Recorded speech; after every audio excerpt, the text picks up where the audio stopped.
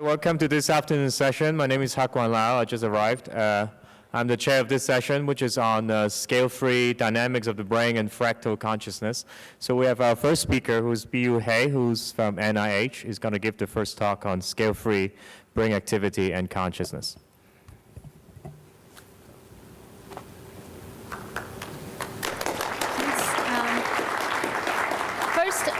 I'd like to thank Stuart for organizing this session and for inviting me.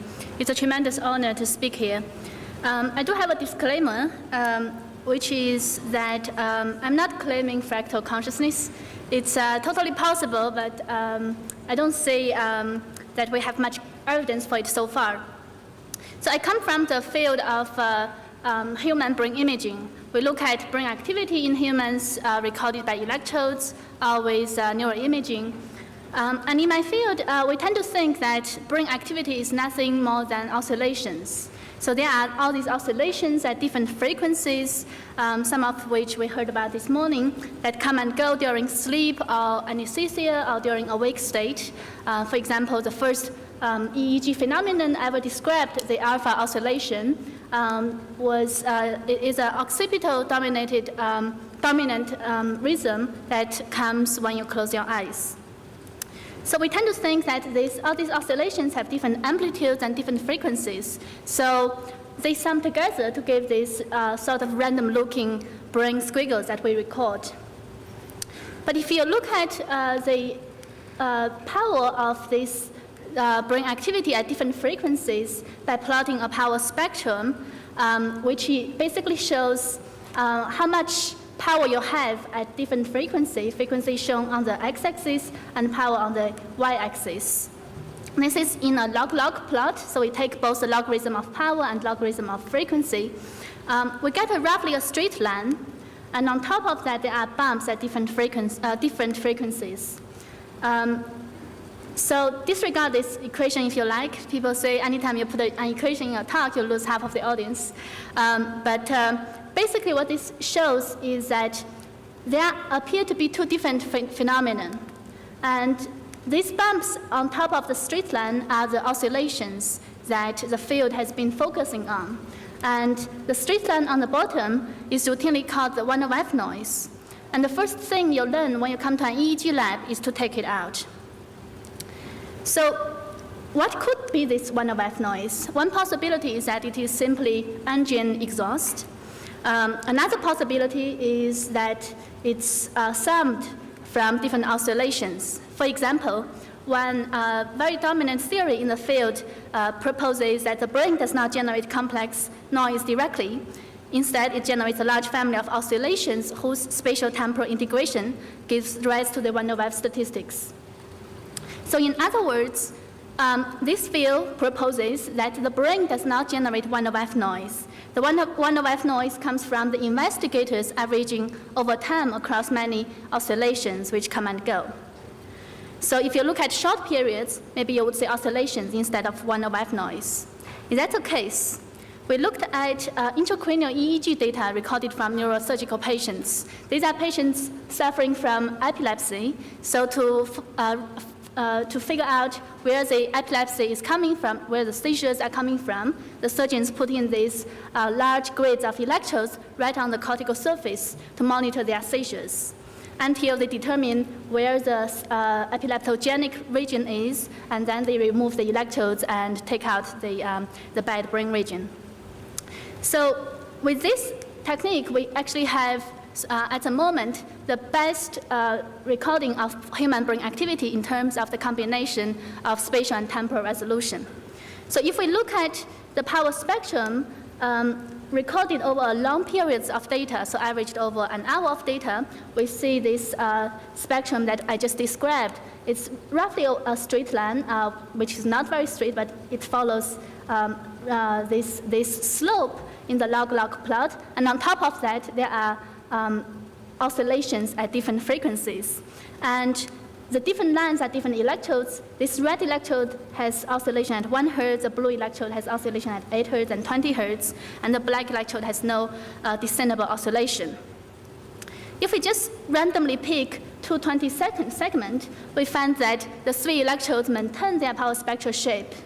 And so the scale in this graph is different from the top graph, but the red electrode still has oscillation at 1 Hertz, the blue electrode still has oscillation at 8 and 20 Hertz, and black electrode has no oscillation.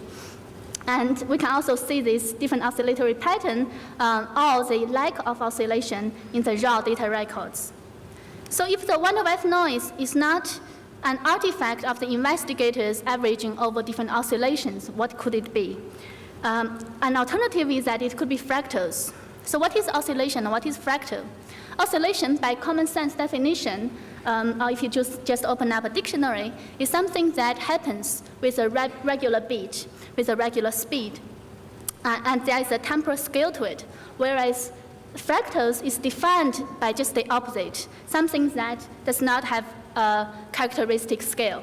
To give you an intuitive feeling of what this means, if you look at clouds, just by looking at a piece of cloud does not tell you how big it is. You have to compare it to the sun or to the building, which I don't know if you can see from the projector here, to get a sense of roughly how big it is. So in other words, parts look similar like the whole. Many natural objects demonstrate this property, such as fen leaves, snowflakes, mountain ranges, and coastlines. So this property is defined by this one simple equation, and this is, in fact, the mathematical definition of fractal. Let f of x be the shape of an object. Let's say the shape of a piece of cloud. And if we resample that with a factor lambda, the resampled object is identical in its statistical distribution to the original object times a factor. That factor is lambda to the power of h. H is a technical term called Hurst exponent. And this sign, equal sign with a d at the bottom, means equal in statistical distribution. So it doesn't have to be exactly the same, but as long as it looks roughly similar or is statistically similar, such as snowflakes or fen leaves. So now we can take this exact property or definition of fractal and separate out oscillations from fractal dynamics of brain activity. So this is, again, a power spectrum of electrodes from one epilepsy patient recorded intracranially, meaning the electrode is right on the cortical surface, and these are from the awake state, and these traces are from the slow wave sleep. And so if the signal is fractal, then if I resample it, the power spectrum would look similar. But if the signal is oscillation, when I resample it, it would become a different frequency. So by computing the cross spectrum, I would have nothing. By using this method, we can separate out the fractal component from the oscillatory component of the EEG activity. So EEG signal and many electrical or magnetic signals recorded from the brain is composed of scale-free dynamics and oscillations. The two cannot only be separated, but they are in fact as different as they can be. One is defined by having a temporal scale, and the other is defined by the lack of any particular scale. So when I first presented these results to my colleagues in cognitive neuroscience, the most common objection I encountered was, if the one-to-one noise is present in everything from Earth to Sun, how could it possibly be important for the brain? So the question often comes in the form such as, surely the Earth or the Sun is not conscious, but the brain is. Then if the one-to-one noise is important for the brain, it must be different from the brain to the Earth or to the Sun. So we looked into the signal and tried to see whether there are structures in this signal. Even if the power spectra look similar, maybe the fine spatial temporal structures of the signal could be different. So indeed, we found that there is extensive phase amplitude coupling. What this means is that for different frequency bands in this scale-free activity, I extract the phase of the low frequency and the amplitude of high frequency. And the color plotted here shows the percentage of electrodes with significant cross-frequency coupling. So this might not mean much to you, just mathematical terms, but in fact, we can use this tool to uncover different structures in different signals. We went on to do similar analysis in Earth's seismic waves and stock market, both of which have a power spectrum that look very similar to the one from the brain. The slope of the brain activity, Earth activity, and stock market all have a slope of -2 in the log-log plot. You can almost superimpose them on each other. So the Earth wave and stock market also have nested frequency patterns, but the exact nested pattern is different from the brain to the Earth to the sun. So in Earth activity, I don't know if you can see the blue trace down here, it's often a bimodal distribution, and in the stock market it's more random, whereas in the brain it's always a unimodal distribution. We have some inkling about what these different patterns mean, and we are still following up on this. But this basically says that even if the power spectrum looks similar, the so-called 1/f noise can have very complex structures in different systems, and these structures can be different from one system to another. And just to mention, some physicists might think the 1/f squared noise, if the slope is -2, is just a Brownian motion, and Brownian motion is purely random. So in fact, when you do this nested frequency analysis on Brownian motion, there is no structure whatsoever. So the next question is, would this 1/f activity, or scale-free brain activity, be involved when you do a behavioral task?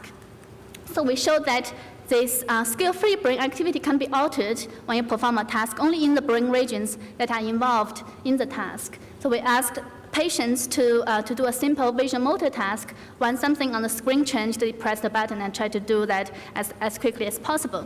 We found that when they performed the task, the slope of the scale-free activity became shallower. So in technical terms, that means that the power law exponent decreases. What that means is that the signal contains less temporal memory or temporal redundancy. Because the higher the slope, there is more correlation in the signal with its past. Whereas the decrease of the slope means that the signal is more efficient in encoding online information. So this is consistent with our idea that the brain needs to remember the past and imagine the future in the spontaneous state, and it needs to process information efficiently in the task state. We went on to do similar analysis with functional neuroimaging data, because with functional neuroimaging we can look at the whole brain, including the deep structures. And we found that it also shows a 1/f slope in the log-log plot. It's a straight line, and the exponent is around -0.8, a bit different from electrical activity, which is potentially due to the neurovascular coupling, because the fMRI signal measures a blood flow related signal. So this is just different models showing that the power law model is the best model describing the signal. So we even went on to show that this exponent, which indexes the amount of redundancy in the signal, is different in different brain networks. So with how steep the exponent is, we can pull out different brain networks that Melanie talked about this morning in the resting state study. And the brain regions that are more expensive metabolically have a higher power law exponent, meaning that it's more correlated over time.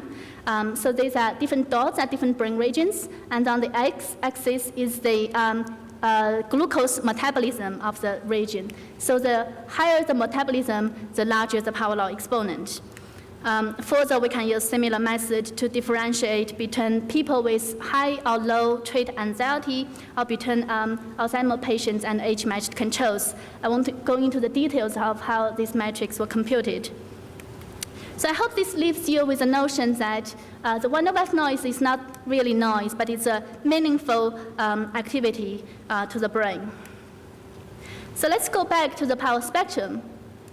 The higher frequency range of the power spectrum is correlated with neuronal spiking rate. So as neurons fire more and more, the activity becomes, in this broadband activity, goes up. So in the remaining session, I want to focus on the low frequency of this 1/f spectrum, which is called the slow cortical potentials. It's I'm going to walk you through the following characteristics. It's an index of layer 2-3 neuronal activity. It correlates with fMRI signal, which I actually won't mention. And the phase of slow potential modulates higher frequency power and neuronal spiking activity, behavior performance. So a series of elegant physiological studies in the 80s and 90s had shown that the superficial layers of the cortex, when you're excited, it causes a long-lasting negative potential that can be recorded with EEG, or intracranial electrodes that we used. And this is the basis of this slow cortical potential, the low-frequency component of the power spectrum I just mentioned. And the superficial layers of the cortex is where the feedback connections preferentially terminate, which recalls George and Melanie's talk this morning. But it's also where the non-specific thalamic nucleus, the non-specific thalamic pathways terminate, and where there are a lot of long-range horizontal cortical connections. Another interesting thing, which also resonates with George's talk this morning, is that acetylcholine modulates slow potential very strongly. And George mentioned this morning that acetylcholine appears to be correlated with a state of conscious awareness. Unfortunately, because it's technically hard to record the slow cortical potential, it's been neglected in a lot of modern experiments. But as Dr. Goldring, a neurosurgeon at WashU, mentioned in the 70s, if DC EEG recording is used, virtually every stimulus-bound cortical activity is seen to be accompanied by a change in cortical steady potentials. And so now the real-time experiments is in fashion again. In fact, there was a series of elegant studies showing that if you present stimulus at negative or positive shift of the slow potential, humans or monkeys can perform tasks differently. So if you present it on the negative shift, you get faster reaction time and better accuracy, and vice versa. And at the negative shift of the slow potential, you also have lower threshold for conscious visual perception. Based on a range of experiments, we proposed a hypothesis suggesting that long-lasting synaptic activities in superficial layers manifesting as slow potentials in surface recording are low-frequency current source density activity, which is just a type of recording brain activity in superficial layers, carry large-scale information integration in the brain and contribute directly to conscious awareness. I'd like to stress here that I'm not suggesting that slow potential per se is the basis for conscious awareness, but only that it indexes neuronal activity in superficial layers, which we think directly contribute to conscious awareness. So as like many theories in the field, there are a lot of details to be worked out, but it appears to be broadly consistent with existing experimental evidence. For example, in threshold visual perception, if you give a very weak visual stimulus, when the stimulus is perceived, there is a long-lasting slow negative potential, shown in black here, between the stimulus onset and motor response. And when the stimulus is not perceived, this potential is gone. And similar phenomenon has been described with intracranial EEG by Stan DeHaan's group. And many, also as George and Melanie mentioned this morning, many EEG ERP phenomenon that correlates with conscious perception appear to be late latency. So normally it's a few hundred milliseconds as opposed to within 100 millisecond range. This is just one example, which is N400 involved in semantic analysis. Libet's work has been controversial in this field, but I think he did one of the most elegant series of experimental studies. He showed that with cortical stimulation, if you use threshold stimulation, it has to be above around 500 milliseconds for it to elicit conscious perception. Whereas if you go below that duration, you have to increase the intensity of the stimulation dramatically. So what this means is that this increase of stimulation intensity will probably cause reverberation of cortical excitation within the cortex, which will last longer than the externally applied current. And this experiment has been replicated by recent study and extended from the somatosensory domain to the visual domain. And as many of you know, the branch-out potential is, which precedes your self-initiated action, is part of the slow potential. George mentioned this morning that in anesthesia, in the loss of consciousness, the long latency ERP disappears. This study, separate study, showed that this long latency activity that disappears during anesthesia persists at 1 second or, in fact, 2 second range. So before the induction of anesthesia, you get first the triphasic ERP to the auditory stimulation, followed by a long-lasting negative slow potential that persists for more than 2 seconds. And during the loss of consciousness and anesthesia, the primary evoked response is maintained, whereas the negative potential is gone at a longer latency. So I mentioned earlier that the slow potential is generated mainly by superficial layer neuronal activity, and also that the non-specific thalamic pathways terminate preferentially in superficial layers, especially layer 1. And recently, the beautiful study from Nick Schiff's group showed that stimulating of the non-specific thalamic nucleus can recover behavioral response in vegetative patient. And the stimulation of this pathway would increase excitability in the superficial layers and cause negative slow potential in those regions. In those regions. And just to mention that similar phenomenon has been described by a German neurosurgeon in the 1970s. From an evolutionary perspective, the superficial layers of the cortex is where the thickness expanded most throughout evolution. So these are the layer thickness of layer 1 to 3 down to layer 6 in the cortex of human, rat, and mouse. So in humans, the superficial layer really expanded the most. And if we look at the EEG activity, and I'm sure Peter will talk about this more, of invertebrates versus vertebrate, the invertebrate activity, brain activity, is dominated by fast activity. So the EEG looks much more spiky, whereas in vertebrate, there is a lot more low-frequency activity. In fact, I didn't put in this slide. If you look at the power spectrum, the vertebrate shows a 1/f type power spectrum, whereas the invertebrate looks a lot more like white noise. So it has been suggested that maybe the slow potential is too slow for conscious awareness. I just like to also mention that, in fact, from decades of psychophysics study, we know that consciousness itself is rather slow, and the amount of information that can be processed by conscious awareness at any one instant has a pretty low bandwidth.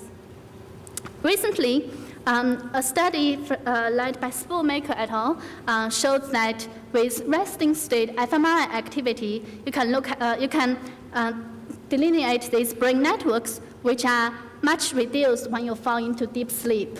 So in light sleep, all of these regions are much more connected as compared to deep sleep. And this also recalls the talks this morning, but I'd just like to mention that because this study was done with resting state fMRI signal, and because the fMRI signal itself is even slower than slow potential, this means that with this kind of activity, we can in fact differentiate between different states of conscious awareness. And the authors concluded that our results may be relevant to the debate over whether low-frequency Bolt signal allow us to describe changes in conscious awareness and underline the important role of intrinsic human brain organization in such dynamic phenomena as sleep. So I'd just like to briefly mention the relation between slow potential and other postulated neurocorrelate of conscious awareness. For example, the P300 which has been suggested as a neurocorrelate of conscious awareness, may be the flip side of the negative slow potential. So the P300, especially the late component, which happens between 300 and 600 milliseconds, appears to increase when the stimulus is increasingly entering the conscious awareness. In this particular picture, the x-axis shows the latency between stimulus and the visual mask. It's a visual masking task, and as this latency becomes longer, more and more stimulus, the stimulus gets into the conscious awareness at a larger fraction. And along with that, the P3 amplitude increases. So if we go back to the model, when the brain let's say this is a hypocolumn, when it is excited, if it inhabits surrounding regions, as which is often needed in the update of working memory, that will cause positive going potential also at the long latency in the neighboring cortical regions. So this may be a mechanism for the P300 evoked potential. And the slow potential phase modulates higher frequency activity, such as gamma band activity. Some people might prefer to call gamma oscillations and neuronal spiking. So in this unpublished observation, we found that when the slow potential is going towards a negative phase, meaning that there is more cortical excitation, there is increased amplitude of higher frequency activity from 50 all the way to 150 hertz. And earlier study has shown that at a negative phase of the slow potential, there is increased multi-unit activity. So in the remaining 2 minutes, I'd like to just mention some preliminary data we have done trying to study visual threshold with MEG. So this work was done by Qi Li, a very talented postdoc in the lab. So we used a paradigm in which we probed for both subjective perception and objective performance. So in every single trial, first the subject fixates, and then after a random blank, the stimulus comes down, which is a gabble patch. I don't know if you can see it from back there. The gabble patch is tilted to left or to the right with equal probability, and its duration is titrated to be the subject's subjective threshold, meaning that at 50% of the trials, the subject sees the pattern, and 50% of the trials they don't. And then after random delay, we ask, was a patch tilted to the left or right? Is forced alternative choice task, and did you see the pattern or not? So in this way, because we have both subjective measure and objective measure in every single trial, we can tease their effect apart in the brain activity. So consistent with earlier work, we found that the forced alternative choice performance is better than the subjective perception. And also when they see the pattern, their performance is better.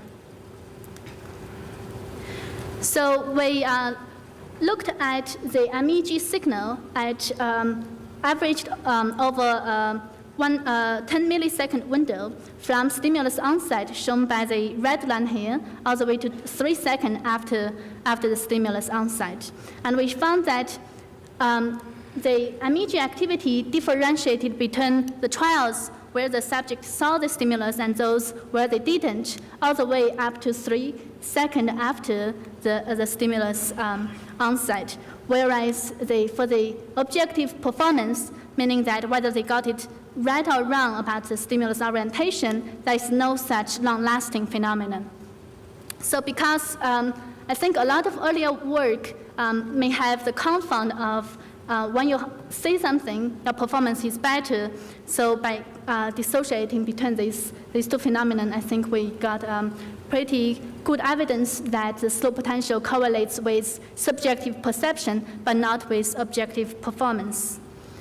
So let me just thank my collaborators at Washington University, Mark Rico, Avi Schneider, John Zampo, and Matt Smith, and the patients and clinical staff at the St. Louis Children's Hospital and Barnes Street Hospital, as well as the members of my lab now, Chile, the person that did the MEG study. And thanks Stuart again for organizing the session. I'd like to take your questions. Frequency recorded. Maximum Sorry. frequency in a human being that has been recorded by you. Okay, so if we are talking about the field potential with local field potential, depth electrode, or the electrode that I just mentioned, the reliable recording is up to 200 hertz. So if you go above that, it becomes tricky whether you would get contamination from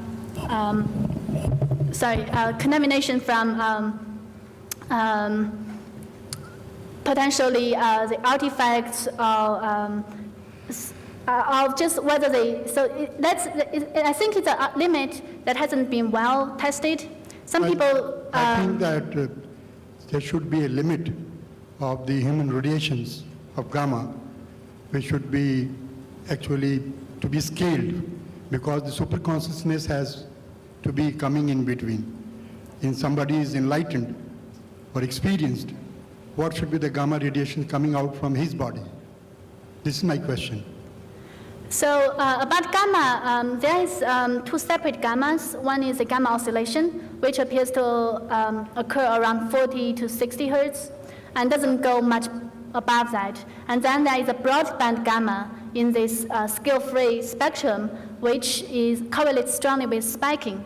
So if you record the local field potential, in fact, when people do those monkey physiology studies, they filter the same signal in the high frequency range to get the spiking activity and the low frequency range to get the local field potential.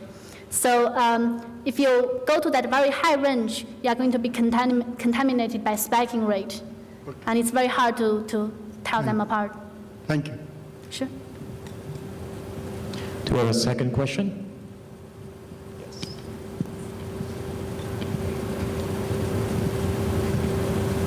Didn't realize I have to run it. Thank you for a wonderful talk. I had a question in terms of the association of scale-free phenomena and consciousness. You brought up slow wave sleep. REM sleep, however, as far as I understand, doesn't have a scale-free or power law behavior. It's Gaussian. And there are also phenomena under anesthesia or unconscious states that do show scale-free patterns. So I was just wondering if you could comment on that. Yeah, actually, in the power spectrum I showed, I had awake and slow wave sleep. Unfortunately, I didn't have the REM sleep, but we published that in the paper. And in the REM sleep, the power spectrum look identical to awake in the scale-free component. The specific oscillations might be different, but it look very similar to awake state. It's just the theta, actually, that seems to have a Gaussian distribution. But I think there are past data suggesting that those state transitions were actually Gaussian and didn't have good state memory, which would suggest power law. But I'll have to. So maybe we are talking about the distribution of a particular frequency band, like whether theta itself is scale-free or Gaussian. Okay, so I guess over here it's just a raw voltage trace, and you do the power spectrum on that. Yeah. Okay, let's give the speaker one round of applause once more.